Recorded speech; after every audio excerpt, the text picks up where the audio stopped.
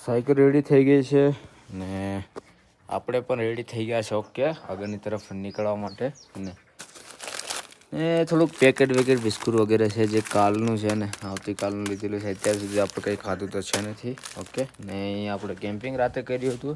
સાઈડમાં દુકાન છે ને એક ભૈયા છે. તો હેલો ભૈયા, कैसे हो? तो आ रहे हैं भैया. क्या नाम है आपका? मेरा नाम स्टेंजिन. સ્ટેન્જિન નામ તો બહુ સ્ટેન્જિન.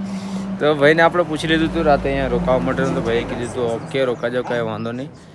તો હવે આપણે પણ ધીમા ધીમા આગળની તરફ નીકળીશું ને આગળને ભાઈ ચડાવ આવવાનો છે ને અહીંયાથી ભાઈ કીધું છે કે આગળ તો થોડો ચડાવ તો આવવાનો છે. એવું છે કંઈ વાંધો નહીં, ધીમા ધીમા આગળની તરફ નીકળીશું તો ખબર પડી જશે કેવું ચડાવ છે ને કેવું નહીં. ઓકે, તો ચલો આગળની તરફ આપણે રસ્તામાં મળીએ. હવે આપણી સાયકલ ચાલી પડી છે ખારદુંગલા તરફ, કે અત્યારે તો પહોંચવાના છે નહીં હે ને. અહીંના લોકો બહુ મસ્ત મજાના છે ભાઈ, જોરદાર એવા લોકો છે મળે. સાઈડમાં છે બરફનો પહાડ, રોકાયા હતા આપણે પાછળ.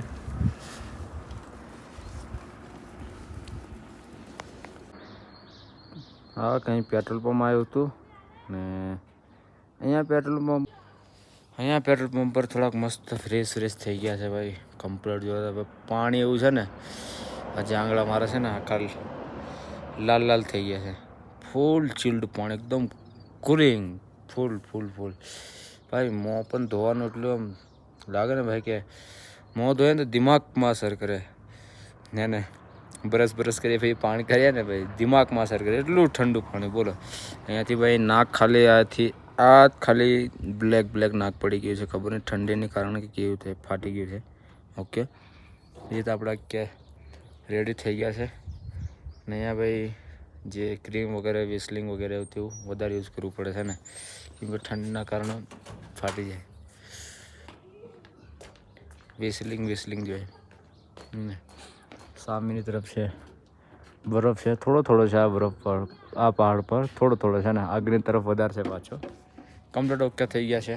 ત્યારે પાછા ધીમા આગળની તરફ નીકળીશું. પાછા ઠંડી તો છે. લદ્દાખનો કંઈ મોસમ એવો છે ને ભાઈ, એટલું મસ્ત મજાનું શાંત. અત્યારે 11 વાગવા આવ્યા છે, જો એકદમ શાંત, આમ સન્નાટો લાગતો એવો. ભલે આજુબાજુ પબ્લિક રહી છે, ઘરો છે, પણ બિલકુલ શાંત, એટલું મસ્ત મજાનું. બોલો, જોરદાર એવું મોસમ, ઠંડો મોસમ છે, શાંત વાતાવરણ છે, કોઈ કચાટ નથી, મસ્ત મજાનું. એટલે તો ભાઈ લોકો લદ્દાખ આવે છે.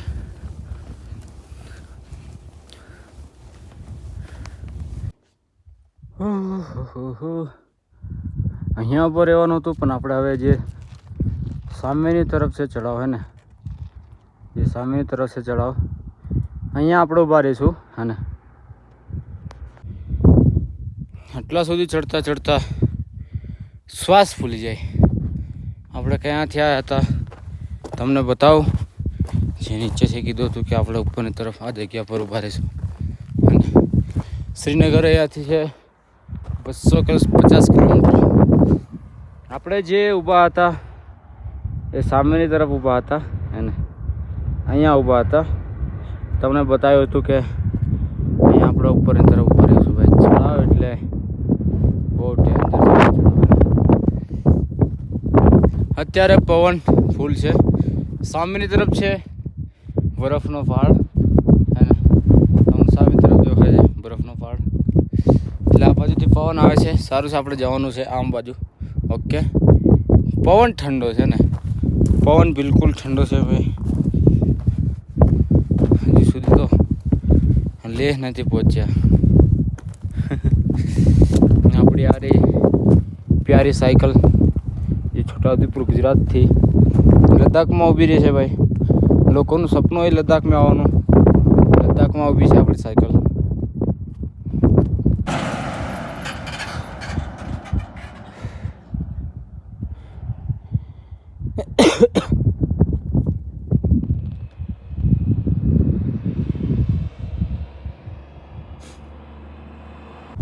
અત્યારે થોડો ઢલાનવાળો રસ્તો આવ્યો છે.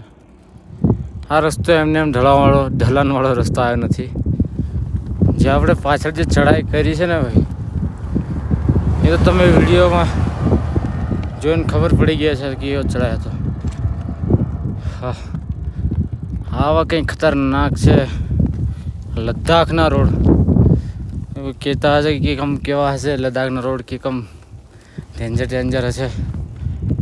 ડેન્જર તો છે, ડેન્જર એટલે કે એટલું ડેન્જર બી નહીં, પણ સામાન વસ્તુ જરૂરિયાત હોવું જરૂરી છે ભાઈ. પાણી વગેરે ખાવાનું જરૂરત હોય છે, કેમ કે કોઈ જગ્યાએ દુકાનો હોય છે અને મોંઘું તો મળશે તમને, પણ અત્યારે જે જગ્યા પર છું ને, ના તો નેટવર્ક છે ના તો કંઈ નથી.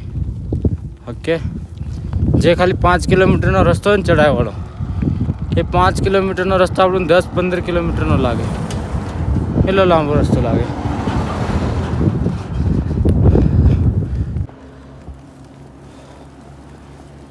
આગળ એક બોર્ડ આવ્યું છે.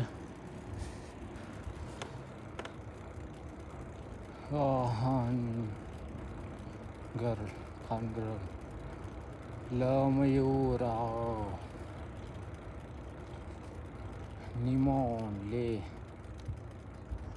આટલું છે.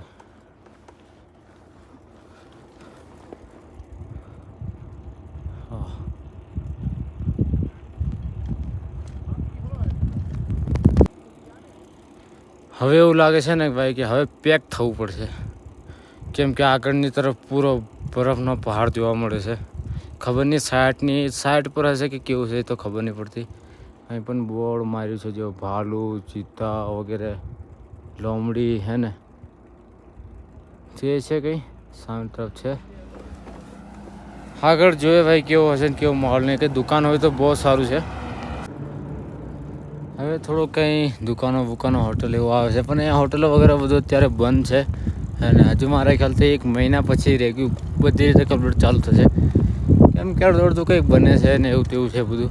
ઓકે, અત્યારે જેટલા બાઇક રાઇડર અહીંયા જોવા મળે છે એવા કોઈ નથી અત્યારે. હજુ 1 મહિનો છે, 1 મહિના પછી મારા ખ્યાલથી આવશે અહીંયા લોકો ને ટુરિસ્ટ.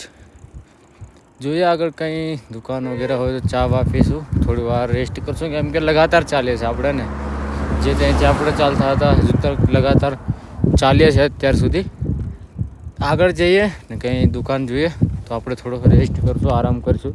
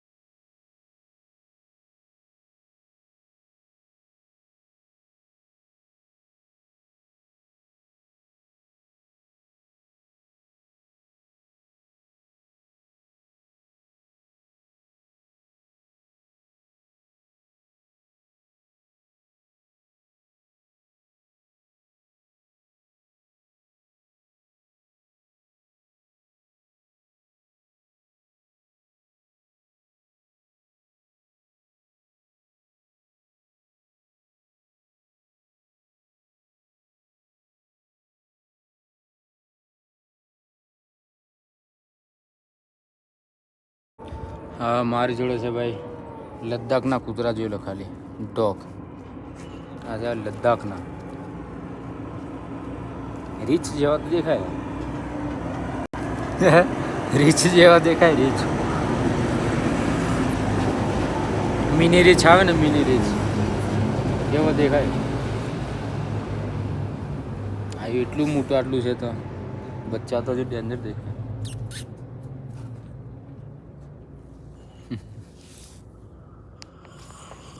તો આ કંઈ આપણે આજે અહીંયા રોકાવાનું મળી ગયું છે. બિલકુલ એકદમ સસ્તું ને સસ્તું કહું તો એકદમ બિલકુલ સસ્તામાં સસ્તું રોકાવાનું મળી ગયું છે. આ હું સાયકલથી સોલો ટ્રાવેલિંગ કરી રહ્યો છું એના માટે મળી ગયું છે, કેમ કે અત્યારે ભાઈ બહાર મોસમ પણ ખરાબ છે, એમ ઠંડી પણ વધારે છે. તો ભાઈ ગમે તેમ કરીને મેં કીધું બહાર આવ્યો, મેં કીધું કેમ્પિંગ લગાવવું છે બહારની તરફ. તો કીધું કે હા વાંધો નહીં, બહારની તરફ કેમ્પિંગ લગાવી દો. ને કીધું કે તમારા માટે બીજું તો કશું નહીં, પણ 100 રૂપિયાની અંદર.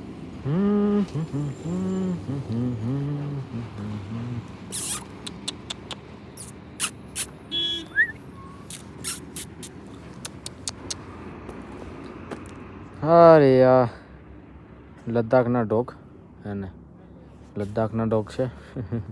જોરદાર છે ભાઈ. એના બાલ એમ મોટા મોટા બાલ, એમ રીછનું બચ્ચું કેવું હોય રીછ એ ટાઈપનું છે. ઓકે. ને આ ત્યાં સામે તરફ જે હોટલ છે ને, આપણે કંઈ એટલું એવું નથી કે પર્સનલ રૂમ લીધો, નીચેની તરફ રૂમ લીધો છે. એકદમ લાસ્ટ બજેટની અંદર આપણને રૂમ મળી ગયો છે. એકદમ મતલબ જે આપણી મતલબ એ પણ વિચારીને આપણને આપ્યો છે ને એ છે. ને અહીંયાનું કોઈ મોસમ તમને બતાવું. સવારમાં કેવું હશે તો સવારે આપણે જલ્દી ઉઠીને આ જોઈએ તો ખબર પડે. એકદમ બરફના પહાડ છે પાછળની તરફ, મસ્ત મજાના. એને જોરદાર એવું મસ્ત મજાનું છે, બરફ ને બરફ. હા હા હા હા. આપણે આવતીકાલે અહીંયાથી પાછા આમથી આમ જવાનું છે, એટલે કે આ તરફ જ જવાનું છે. એને જોરદાર છે. અહીંયા